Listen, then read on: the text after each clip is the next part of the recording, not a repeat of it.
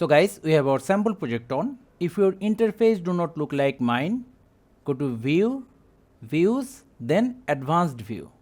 As you can see inside our timeline, we have same video clip. Right one have RGB effect and the left one our original video clip. Now suppose we want to add some caption or text for these two video. For that, go to Title, again the title.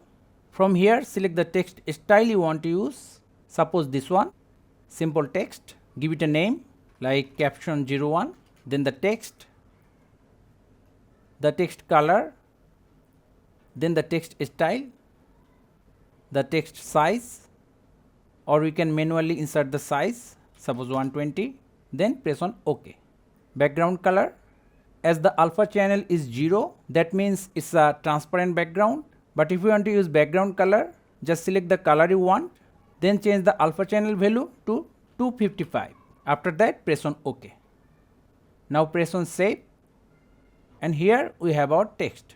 Let's scroll up, left click, drag and drop, move the playhead to the first frame. Before positioning the text, now left click, hold, position the text where you want. Now how to edit the text again? Just right click on the file, edit title. Let's change the text to RGB and save. See?